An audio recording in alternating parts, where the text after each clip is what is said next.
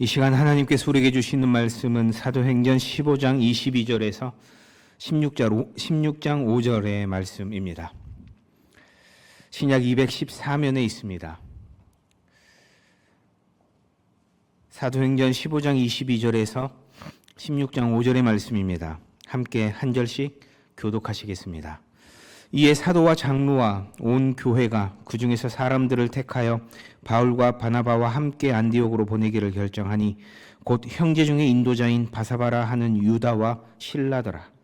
그 편에 편지를 붙여 이르되 사도와 장로된 형제들은 안디옥과 수리아와 길리기아에 있는 이방인 형제들에게 문안하노라. 들은즉 우리 가운데서 어떤 사람들이 우리의 지시도 없이 나가서 말로 너희를 괴롭게 하고 마음을 혼란하게 한다 하기로 사람을 택하여 우리 주 예수 그리스도의 이름을 위하여 생명을 아끼지 아니하는 자인 우리가 사랑하는 바나바와 바울과 함께 너희에게 보내기를 만장일치로 결정하였노라. 그리하여 유다와 실라를 보내니 그들도 이 일을 말로 전하니라. 우리는 이 요긴한 것들 외에는 아무 짐도 너희에게 지우지 아니하는 것이 옳은 줄 알았노니 우상의 제물과 피와 목매어 죽인 것과 음행을 멀리할지니라. 이에 스스로 삼가면 잘 되리라 평안함을 원하노라 하였더라. 그들이 작별하고 안디옥에 내려가 무리를 모은 후에 편지를 전하니 읽고 그 위로한 말을 기뻐하더라. 유다와 실라도 선지자라 여러 말로 형제를 권면하여 굳게 하고 얼마 있다가 평안히 가라는 전송을 형제들에게 받고 자기를 보내던 사람들에게로 돌아가되 아버지와 나바는 안디옥에서 요하며 수다한 모든 사람들과 함께 주의 말씀을 가르치며 전파하니라. 며칠 후에 바울이 바나바더러 말하되 우리가 주의 말씀을 전한 각 성으로 다시 가서 형제들이 어떠한가 방문하자 하고 바나바는 마가라 하는 요한도 데리고 가고자 하나 바울은 밤빌리아에서 자기들을 떠나 함께 일하러 가지 아니한 자를 데리고 가는 것이 옳지 않다 하여 서로 심히 다투어 피차 갈라서니 바나바는 마가를 데리고 배 타고 구브로로 가고 바울은 신라를 택한 후에 형제들에게 주의 은혜의 부탁함을 받고 떠나 수리아와 길리기아로 다니며 교회들을 견고하게 하니라. 바울이 더베와 루스드라에도 이르매 거기 디모데라 하는 제자가 있으니 그 어머니는 믿는 유대 여자요 아버지는 헬라인이라. 디모데는 루스드라와 이고니온에 있는 형제들에게 칭찬받는 자니 바울이 그를 데리고 떠나고자 할새 그 지역에 있는 유대인으로 말미암아 그를 데려다가 할례를 행하니 이는 그 사람들이 그의 아버지는 헬라인인 줄 다 알미러라. 여러 성으로 다녀갈 때 예루살렘에 있는 사도와 장로들이 작정한 규례를 그들에게 주어 지키게 하니 함께 읽습니다. 이에 여러 교회가 믿음이 더 굳건해지고 수가 날마다 늘어가니라. 아멘. 우리는 지난 시간 예루살렘 공의회 때 있었던 일을 함께 살폈습니다. 할례를 받아야만 구원을 얻는다면서 왜곡된 복음을 전하던 자들을 경계하기 위해서 예루살렘 공의회는 함께 모여서 논의를 했죠. 복음을 받아들이고 예수님께로 돌아오는 이방인들을 더 이상 괴롭게 하지 말고 다만 4가지만을 지키도록 하자, 그렇게 의견을 모았습니다. 이게 이방인을 배려하는 것이기도 하지만 믿지 않는 유대인들을 배려하는 것이다라는 점 제가 말씀을 드렸죠. 중요한 건 뭐냐면 복음이 전해지는 데 있어서 이방인에게나 유대인에게나 거리끼는 것이 없도록 하자는 것이 예루살렘 공의회의 원칙이었습니다.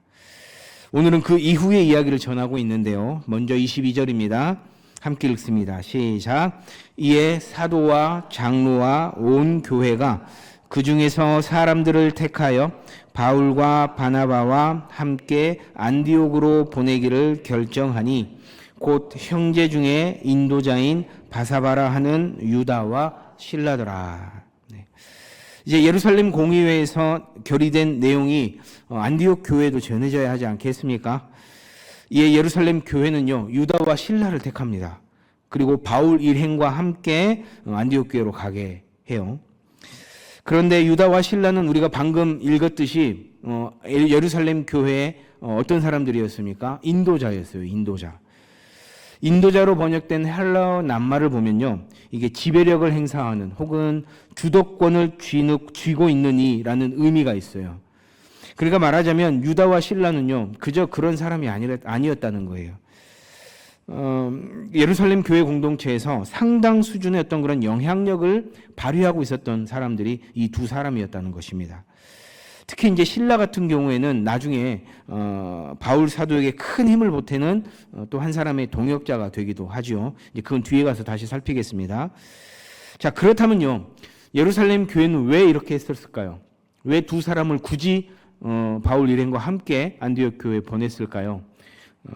먼저는요, 예루살렘 공의회에서 의결된 사안에 무게를 싣기 위해서 그랬다라는 거예요. 더군다나 당시 사회에서는 편지를 위조하거나 내용을 왜곡하는 일이 지금보다도 더 많았어요. 그런데 우리가 전에 살폈다시피 지금 안디옥 교회는 어떤 일을 겪었습니까? 유대주의적 생각에 갇혀 있었던 일부 교사들에 의해서 심하게 한번 흔들렸었잖아요. 왜곡된 어떤 그런 복음들을 전하고 그것 때문에 한번 흔들렸다라는 거예요. 그러니까 바울과 바나바가 가져온 이 편지만으로는, 예루살렘 교회 공동체에서 써준 이 편지만으로는 반대파를 완벽하게 설득하기가 어려울 수 있었던 겁니다. 그러니까 반대파들이 이렇게 나오면 할 말이 없는 거예요. 편지가 위조된 것 아니냐, 뭐 이렇게 얘기할 수도 있는 것이고, 바울 일행이 자신들의 선교 방식에 유리하도록 예루살렘의 결정을 아주 아전인수격으로 해석한 것 아니냐, 뭐 이런 얘기들을 할 수 있다는 거예요. 그럼 할 말이 없는 거죠.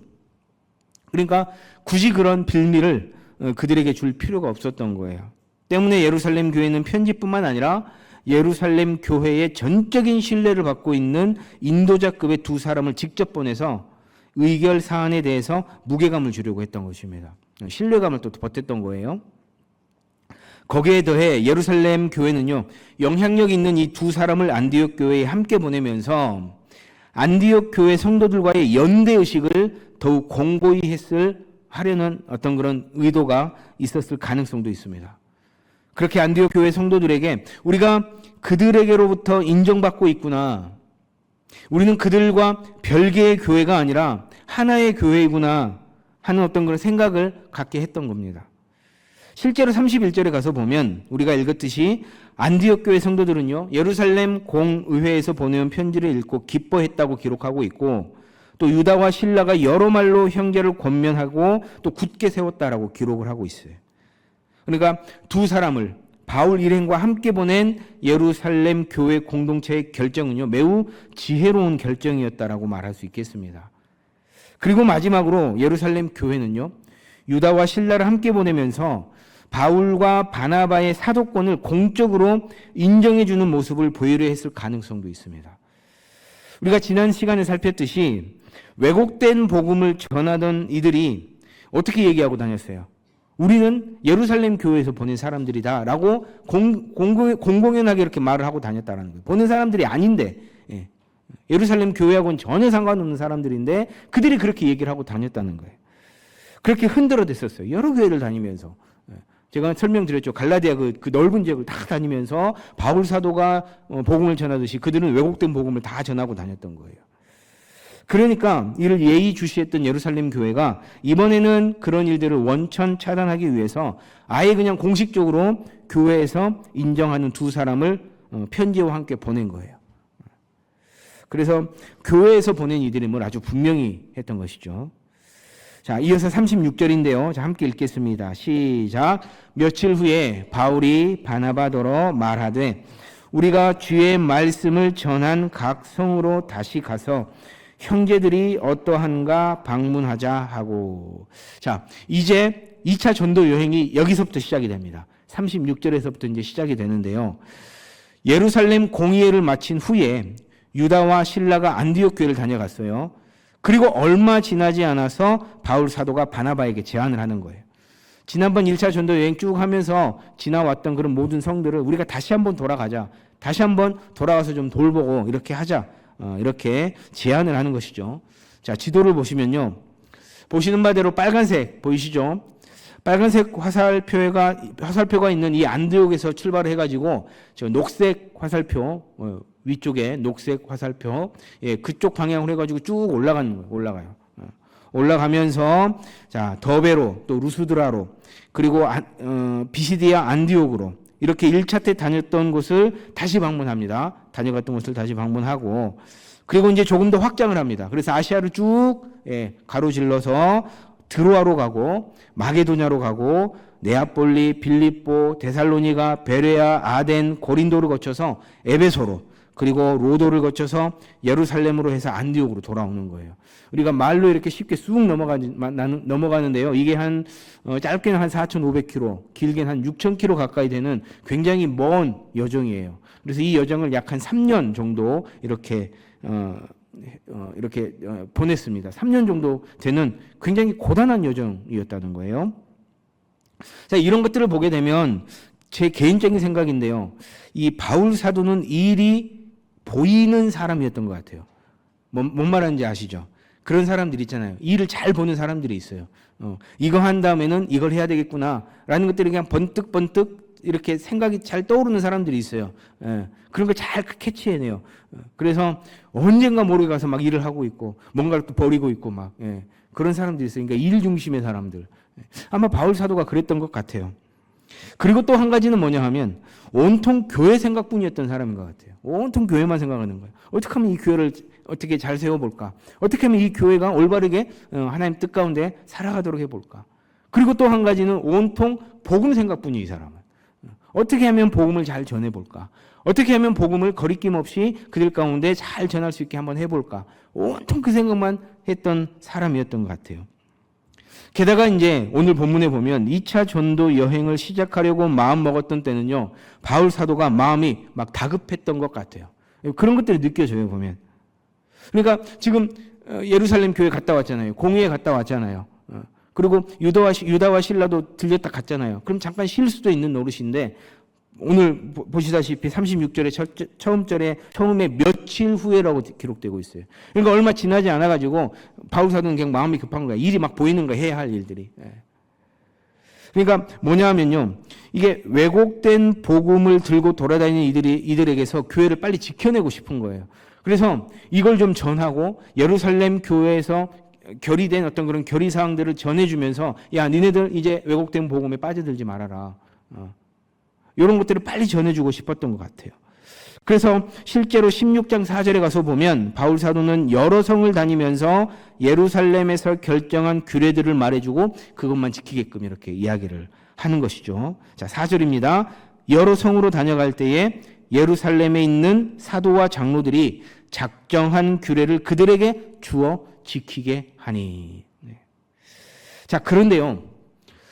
이렇게 시작되는 2차 전도 여행이 사실은 시작부터 삐걱거려요. 시작부터 삐걱거린다는 거예요. 문제가 생겨요. 어떤 문제입니까? 37절입니다. 바나바는 마가라 하는 요한도 데리고 가고자 하나 그래요. 이게 마가 때문에 문제가 생기는 거예요. 마가의 동행 여부 때문에 문제가 생기는 겁니다. 바나바는 뭐 하자 그래요? 데리고 가자 그래요.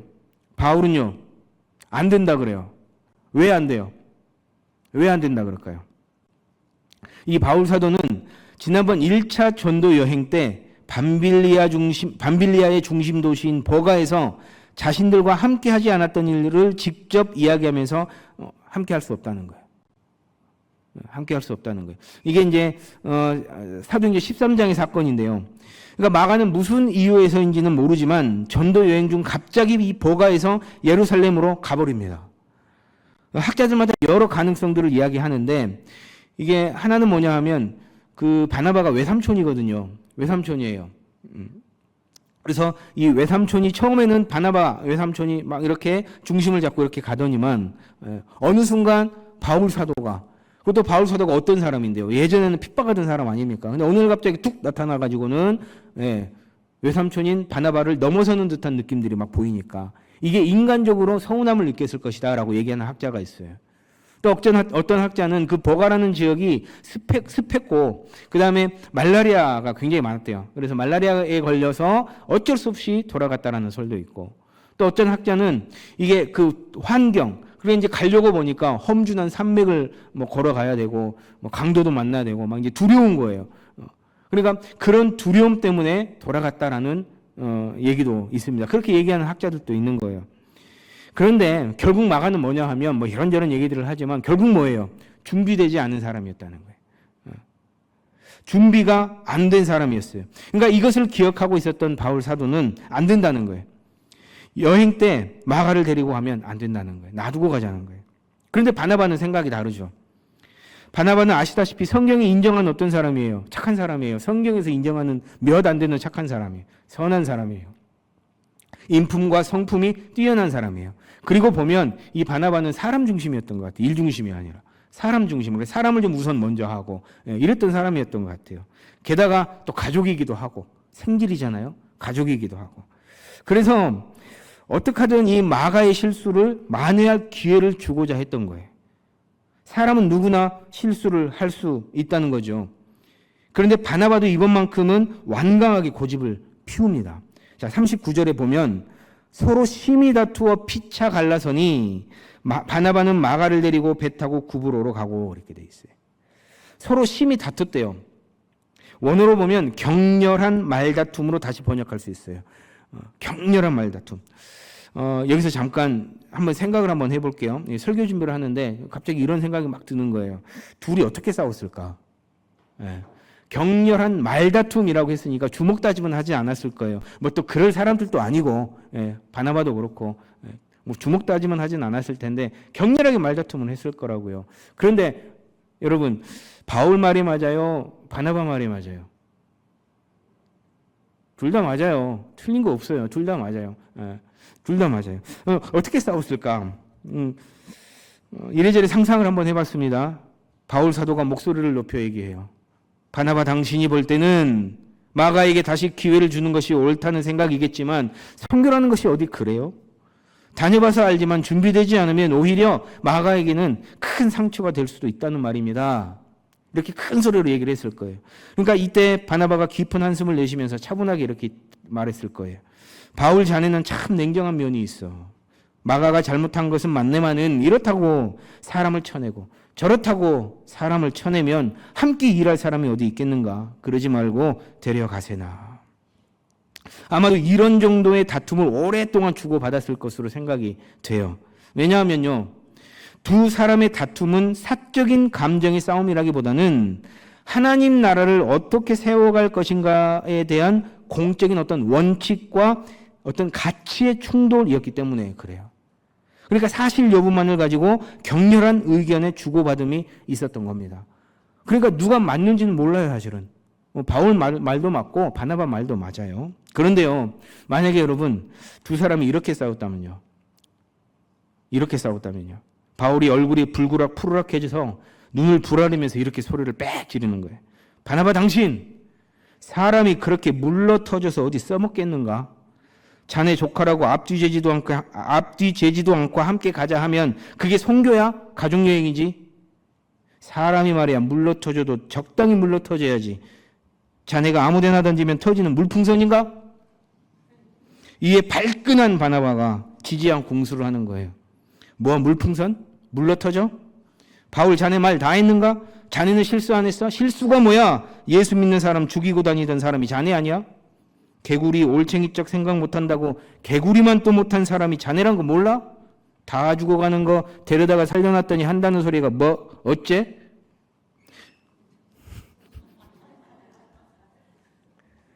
이게 뭐가 들어간 거예요? 감정이 들어간 거잖아요. 이렇게 싸우지는 않았을 거예요. 근데 이렇게 감정이 들어가면요, 뭐만 기억나요? 바나바는 물러터진 거하고 물풍선만 생각나요. 바울은요, 올챙이만 생각나요. 그래서 지나가다가 물풍선 보면 화가 벌컥 나고 올챙이 보면 화가 벌컥 나요. 자기네들이 뭐 때문에 싸웠는지도 몰라. 다들 웃으시는 거 보니까 경험들이 있으시죠. 여러분들의 다툼은 어디가 더 익숙하세요? 전자입니까? 후자입니까? 안 싸워서 몰라요? 보통은 후자가 대부분 아니던가요? 우리 가정에서, 우리가 속한 공동체에서, 우리 교회 안에서 얼마든지 있을 수 있는 다툼의 모습일 수 있어요. 처음에는 점잖게 사실 여부만 가지고 따져요. 그러다가 순간 자존심이 상하고 욱하고 성질이 올라오면 본질은 온데간데 없고 상대방의 가장 아픈 각오를 들춰내기 마련이잖아요. 다들 해보셨잖아요. 아닌 척 가만히 앉아 계시네. 예, 그러다가 인격을 깎아내리고 감정에 치명적인 상처를 남기면서 서로가 깊은 상처를 안게 되는, 결국 서로가 다시는 만날 수 없는 지경에까지 이르기도 하는 거예요. 그래서 수십 년을 등지고 사는 사람 얼마나 많아요. 여러분들 TV 안에서도 많이 보잖아요. 내가 그 상처 때문에 우리 아버지 안 본다고, 우리 어머니 안 본다고. 어디더라? 일본에서 그랬어요. 일본에서 결혼을 했는데 결혼하고 몇 주인가 며칠인가 후에 부부싸움을 했대요. 근데 부부싸움 하다가 남편이 자존심이 확 금이 가버린 거예요. 그래서 30년을 말을 안 하고 살았대요. 그 기사 보고 내가 웃겨가지고 내가 그게 뭐라고 그래? 그 자존심이 그래. 그런데 여러분, 바울과 바나바의 다툼이 이러한 감정의 다툼이 아니었던 것만큼은요 분명해요. 왜냐하면 물론 두 사람이 화해했다는 성경의 명시적인 기록은 없습니다. 명시적인 기록은 없습니다만 이후에 바울 사도의 서신을 보면 간혹 바나바를 언급하고 있는 것을 볼 수 있어요. 여전히 그를 주의 일을 하는 일꾼으로 인정하고 있는 것을 보게 돼요. 더군다나 디모데 후서나 빌레몬서에 가서 보면요, 바울 사도는 노년에 마가가 자기의 일에 유익하다고 그를 데리고 오라고 얘기를 해요. 또 마가를 자신의 동역자라고 부르고 있기도 합니다. 그러니까 이런 걸 보면 당시 바울과 바나바의 다툼은 의견 차이에서 오는 다툼이었지 감정을 드러내고 서로 깊은 상처를 안긴 다툼은 아니었다는 거예요. 만약 그 안에 감정이 상한 어떤 그런 다툼이었다라고 한다면 아마 바울은 다시 두 번 다시 마가를 만나기가 쉽지가 않았을 거예요. 바나바를 언급하는 게 쉽지 않았을 거라고요. 때문에 두 사람은 재빠르게 상황을 판단하고 어떻게 하던가요? 각기 다른 길을 택하게 됩니다. 바나바는 마가를 데리고 자신의 고향인 구브로로 가고요. 바울은 신라를 택하고 1차 전도 여행지를 되돌아보면서 2차 전도 여행을 하게 되는 거예요. 자, 그렇다면 여러분, 바나바는 실패한 겁니까? 뒤에 기록이 안 나오잖아요. 그러면 실패한 건가요? 아니에요.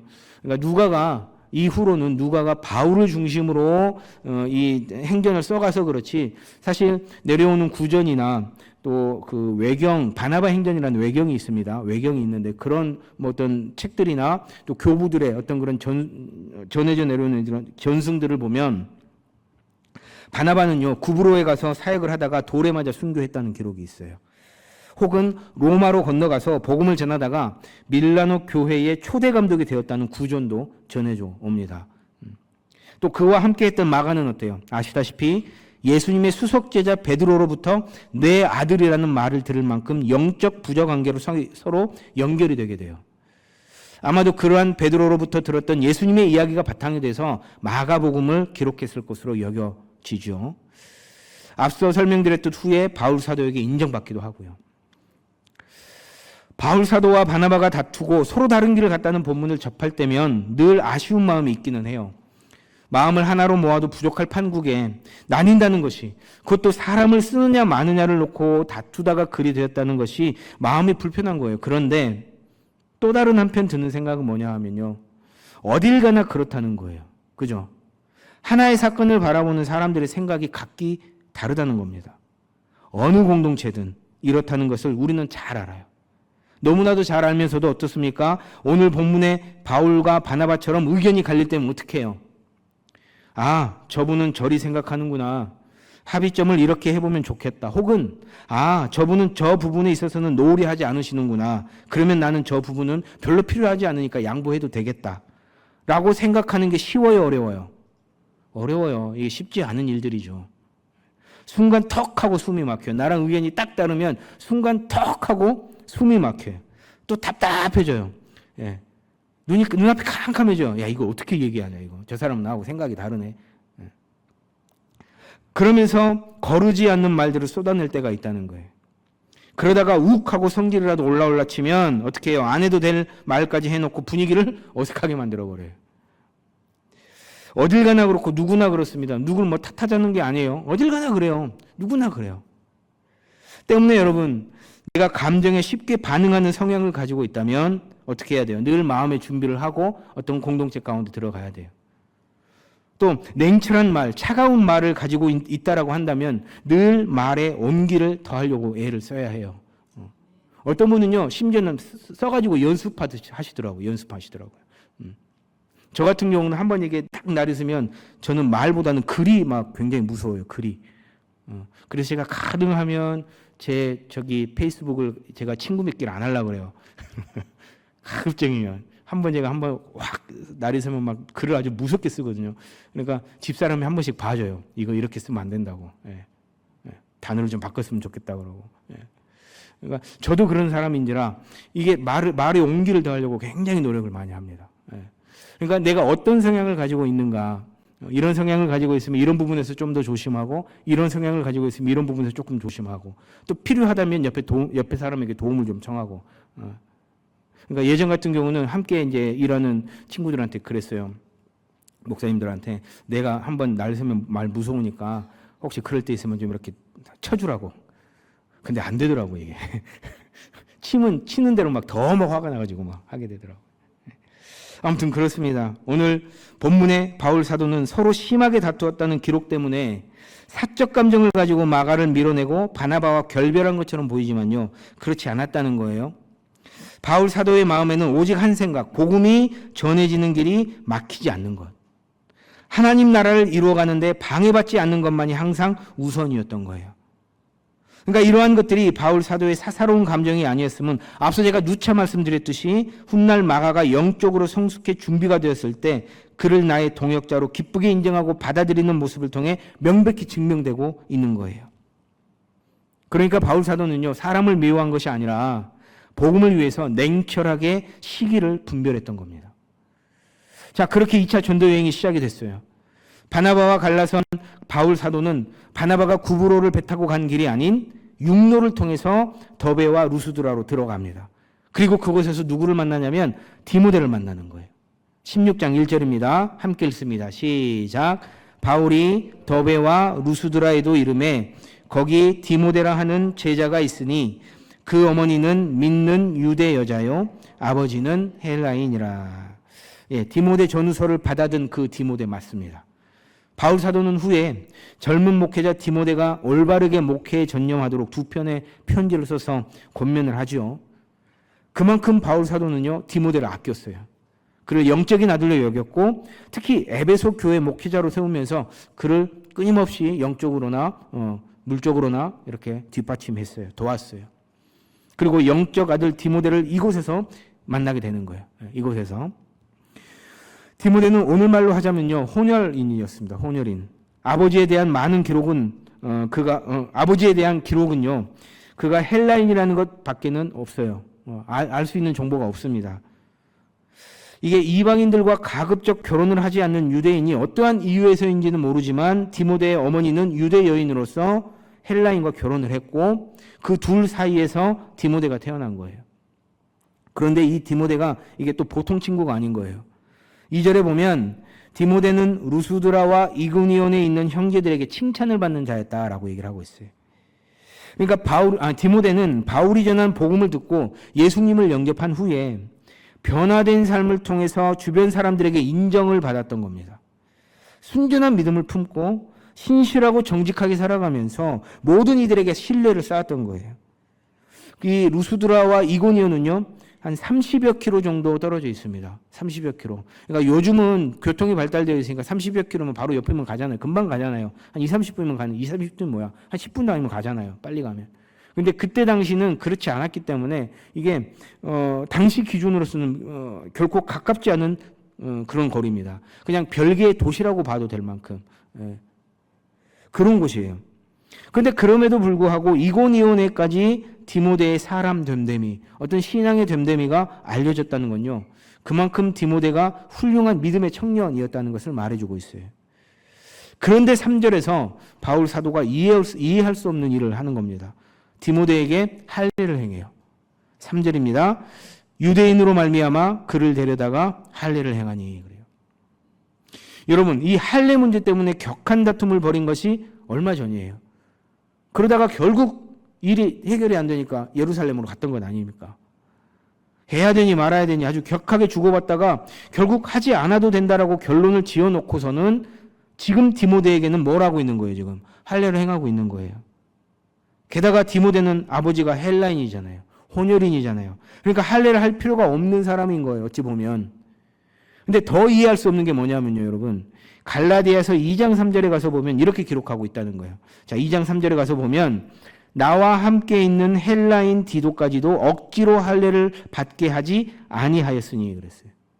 그러니까 같은 헬라인 디도는 또 뭐 하는 거예요? 할례를 안 받게 했다는 거예요. 받지 않게 했다는 거예요. 이건 또 예루살렘 공의회의 결의를 또 따르고 있어요. 바울 사도는 왜 이렇게 하는 걸까요? 이랬다가 저랬다가. 누구는 하고 누구는 하지 않고. 이게 마치 원칙 없는 사람처럼 보이죠. 그런데 그게 그렇지가 않습니다. 그러니까 이 또한 뭐냐 하면 오늘 본문의 흐름을 같이 하는 건데요. 복음이 전해지는 것에 있어서 거리낌이 되지 않도록 하기 위한 바울 사도의 매우 사려 깊은 배려라는 거예요. 그러니까 무슨 말이냐면 당시 유대인들은요. 물론 디모데의 아버지가 헬라인이기는 하지만 어머니가 유대인이었기 때문에 디모데를 뭘로 여기는 거예요? 유대인으로 여기는 거예요. 그러니까 유대인인 거예요. 그냥 유대인들의 눈에는 디모데가 그냥 유대인인 거예요. 근데 유대인이 할례를 하지 않았다. 그러면 이건 믿지 않는 유대인들에게는 굉장히 큰 결격 사유가 되는 거예요. 그러면 이 디모데가 믿지 않는 유대인들을 향해 복음을 전할 때 효과가 있을까요, 없을까요? 없는 거예요. 그러니까 이걸 염두에 두는 겁니다. 그런데 반면에 디도는 어때요? 딱 2장 3절에 가서 보면은 헬라인 디도까지도 그랬어요. 그러니까 이 사람은 완전히 헬라인인 거예요. 그러니까 굳이 유대인들을 의식할 필요가 없는 거죠. 그러니까 헬라인이었던 디도는 할례를 행하지 않도록 예루살렘 공의회의 결의를 따르는 것이죠.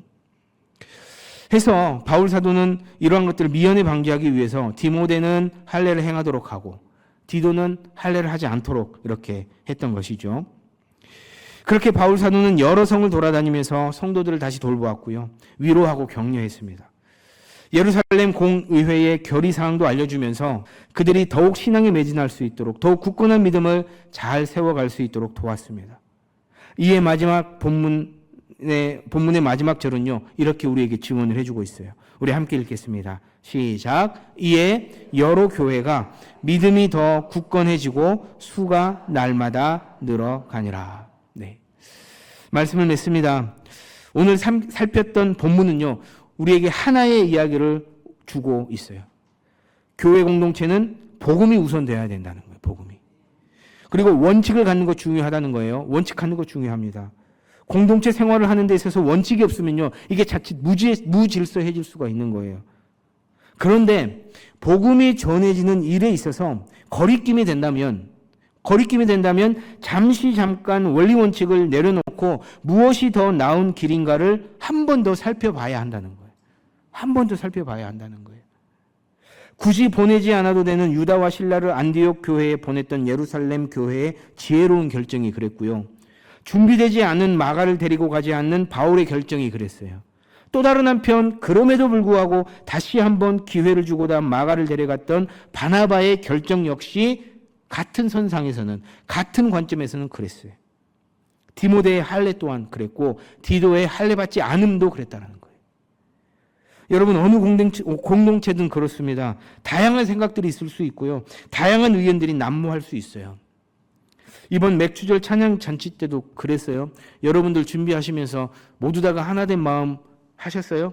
하나된 마음으로 준비하셨습니까? 물론 그러셨을 팀도 있겠지만 그렇지 않은 팀들도 있었을 거예요. 여러 가지 의견들이 있었을 것이고 여러 가지 생각들이 있었을 것이고 이건 하자, 이건 하지 말자.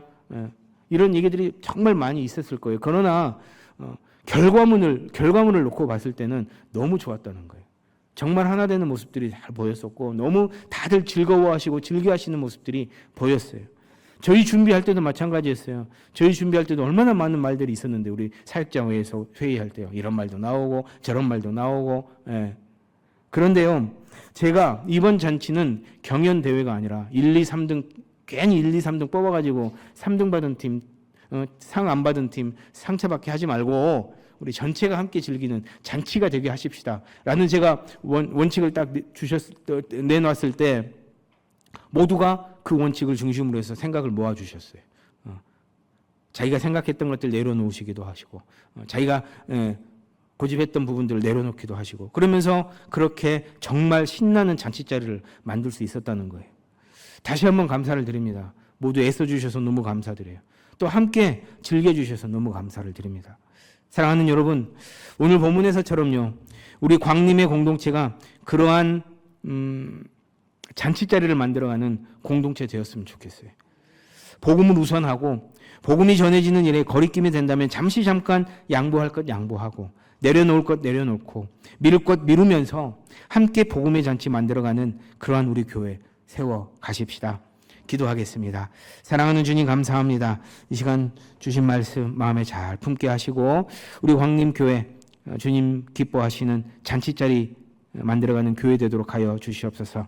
그렇게 주님 주시는 귀한 그 잔치를 마음껏 누리고 즐기는 우리 광림의 모든 성도들 될 수 있도록 그렇게 하나 되는 공동체로 갈 수 있도록 주님 도와주시고 하나님 함께하여 주옵소서. 감사드리며 예수님의 이름으로 기도합니다. 아멘.